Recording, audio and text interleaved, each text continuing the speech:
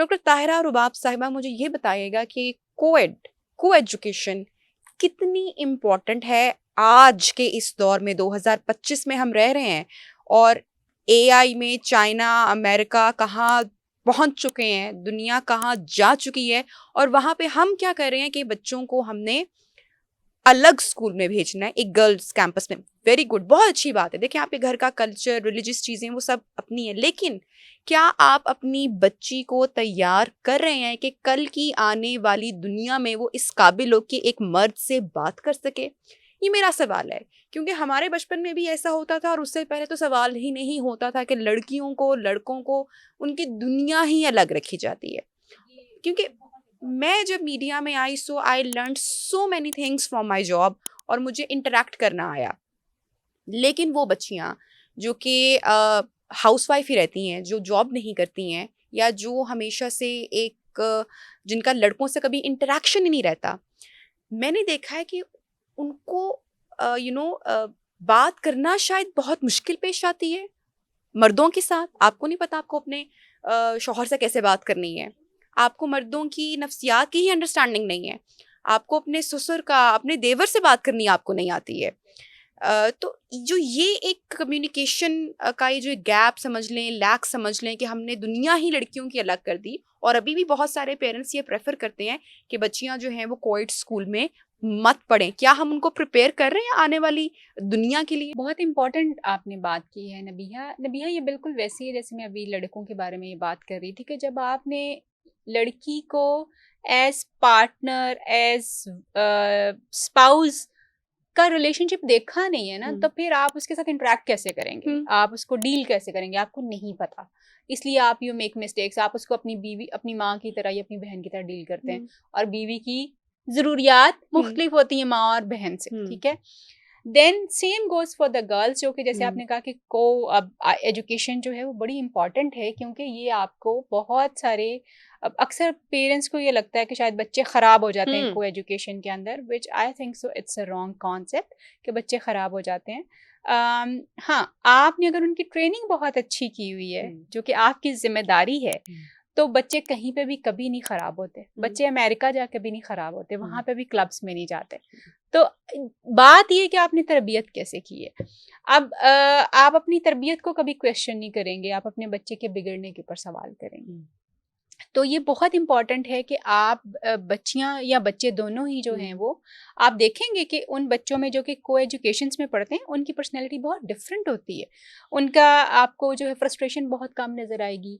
उनकी, हाँ, उनके लिए लड़के लड़के नहीं होते, उनके लिए मतलब उनके लिए उनके क्लास फेलोज हैं। जैसे लड़कियां उनकी क्लास फेलो, वैसे उनके लड़के क्लास फेलो। मुझे एक हाँ जी, वो मूवीज में दिखाया था ना कि वो सांसें तेज हो जाना, और वो नहीं होता, वो वाला फिल्मों में ही वो एग्जैक्टली। मैं कुछ दिन पहले जो है ना, बहरीन में मेरा एक क्लाइंट था, बहुत यंग बच्चा। तो उसने मैंने उससे पूछा कि अच्छा क्या चल रहा है, तुम्हारी कोई फ्रेंड्स हैं? तो उसने कहा हाँ जी, मेरी बहुत सारी फ्रेंड्स हैं मेरी स्कूल के अंदर, और हम जो है वो मतलब एक दूसरे की तरफ आना जाना, और हमारी पेरेंट्स को पता होता है, और हम बहुत बैठते हैं, बातचीत करते हैं। मतलब वो जो एक हॉ वाली चीज है ना, वो खत्म हो जाती है, वो खत्म हो जाती है जब आप को एजुकेशन में जाते हैं। बट अनफॉर्चुनेटली उन लोगों के लिए खत्म नहीं होती जिन्होंने औरतों और लड़कियों को पहली दफा, या मर्दों और लड़कों को जो है पहली दफा इतने करीब से देखा होता है कि उनके साथ बैठ के आपकी डिस्कशंस हो रही हैं, आप एक स्टडी रूम को शेयर कर रहे हैं और बातचीत चल रही है। तो उनके लिए वो नहीं होता, मगर उनके पीछे फिर उनका ब्रॉटअप है। जब आपने बहुत ज्यादा चीजों को हवा बनाया हुआ है, आदमियों को बहुत हवा बनाया हुआ है कि ये पता नहीं कितनी को खतरनाक चीजें हैं, आपने इनके पास से भी नहीं गुजरना, ठीक है। ये सिखाया जाता है हमारी बच्चियों को, और उधर से लड़कियों के बारे में ये सिखाया जाता है कि जी ये तो तुम इसके पास भी जाओगे, गले पड़ जाएगी तुम्हारे। तो दीज आर द थिंग्स जो कि हमारे ब्रॉटअप का हिस्सा कहीं ना कहीं होती हैं, जो फिर आपकी उन कॉम्प्लेक्सिटीज को जो बाद में रिलेशनशिप्स में अपनी लाइफ में लोग फेस करते हैं, वो आती हैं आपकी पिछली जिंदगी से ही है, जो कि आपका चाइल्डहुड होता है, वहीं से ही चल रही होती हैं।